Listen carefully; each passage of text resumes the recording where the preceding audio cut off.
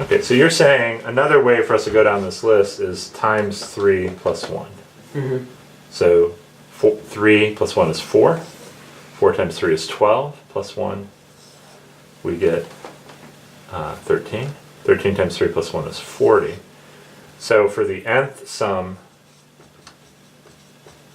to go to the n plus 1 sum, times 3 plus 1. Mm-hmm. Yeah. Seems like it's pretty simple. Okay, so we found an adding pattern, and now we're finding a multiplying pattern. In the powers of 2, we found a relationship between the nth power and the sum of the divisors that related to the next power. Yeah. Okay. So can we find a similar pattern here? That if we're at 3 to the n and we're going to sum the divisors, do we have an expression involving 3 to the n plus 1? So how does, and now that we have a multiplication pattern, it's certainly possibly true, right? Because to go to the next one, the sum of the 3 to the n plus 1, we're saying we take our prior one, 3 times this, and add 1 to it. So if we could just find a formula here. So does what's the next power after 3 to the 0? So 3 to the 1. 3 to the 1, which is 3. So we're looking for a relationship between 1 and 3, and 4 and 4 and 9. and 13 and 27. and 40 and 81. 81. Okay. Well, they're all half the number, kind of. Okay. Like, these are, here, like with 40 and 81, Yeah. it's 81 divided by 2 rounded down, Okay. and then it's 27 divided by 2 rounded down, Uh-huh. and it's 9 divided by 2 rounded down, and Okay. 3 divided by 2 rounded down. All right. Yeah. So how can we write that as a formula? So we have. So I guess it's the greatest integer less than half of your power above it. Okay. We could write it like this, 3 to the n plus 1 over 2, greatest integer. Yep. Okay. Greatest integer is a tricky function, though. So maybe you maybe could there's say a simpler way to write it. 3 to the n plus 1 over 2 minus 1/2. Uh-huh. 3 to the n plus 1 over 2 minus 1/2, which you could, So 3 to the n plus 1 minus 1 over 2. aha, 3 to the n plus 1 Minus. minus 1, whole thing divided by 2. Does that seem to work? Well, Yeah. let's try it for like. So. You have 9 minus 1 over 2. Mhm. 4. Okay. 27. 26, 13. All right. Mm-hmm. And now let's see if that multiplying pattern we found works. So now if I go to 3 to the n plus 1, do I get 3 times this minus 1?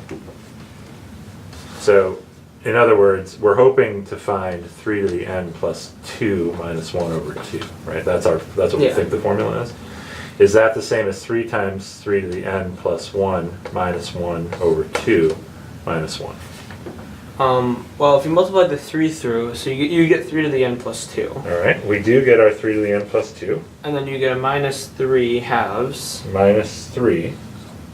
And then the minus 1, I'm sorry, was it plus 1? Yeah. Plus 1. there's a, Okay. so then that's plus 2 over 2. Uh-huh. So that's going to be a minus 1 over 2. So 3 to the n plus 2 minus 1 over 2. Do you see that? Yeah, it's. Because I have to add plus 2 over 2. Yeah. So now I get, Because that just Minus 3 plus extends. so there we go. So we found a formula for powers of 2 and for powers of 3. Yeah. And now the tricky thing is going to be to find a formula. So we're on our way down a path for powers of primes. Mm-hmm. And the next question is going to be, when we have products of primes. So we would try to find a formula for 6. But the surprise is it looks like there is a formula here. Right? Mm-hmm. Yeah, it should be. Okay, so let's just look really quickly. So we have the sums of powers of 2. 1, 2, 4, 8, and so this went to 1. This is sums. Yeah. Into 3. 3,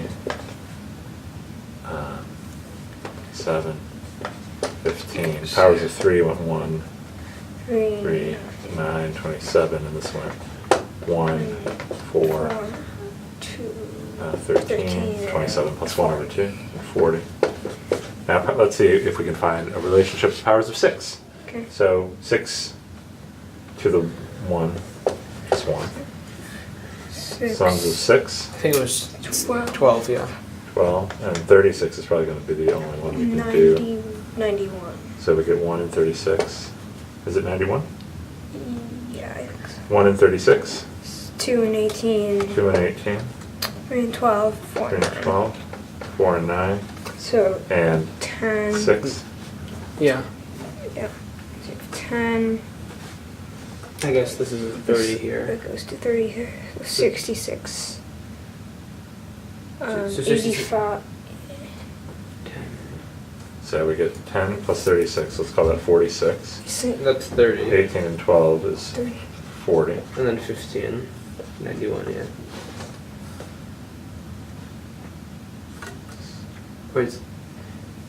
Did we? Oh no, this is. That's a it's 30. 30 out of 40. Oh, I'm sorry. So indeed we get 91. Yep. Alright, do you see a relationship between the sums of powers of 6 and the sums of powers of 2 and powers of 3? I see if you multiply the power of 2 that you have, in the, like 62 times 3, Uh-huh. you've got 2 to the 1 times 3 to the 1. If you multiply what you have for the sum of 2 and what you have for the sum of 3, Then you you get get the sum of 6. Uh-huh. So 7 same. times 13, 91. 1 times 1 is 1, 3 15. times 4 is 12. Huh. 15 times 40. So we conjecture that the sum of the divisors of 216 is going to be 15 times 40. Yep. Which is is 600. 600. We haven't checked that. Mm-hmm. But the amazing thing now is it looks like there's also a very simple formula for the sum of powers of products. Mm-hmm. So something that seems extraordinarily surprising in the beginning, Doesn't. Yeah. that there would be any way to talk about what the sum of the divisors is. It turns out it looks like there's some structure here and some math we can explore.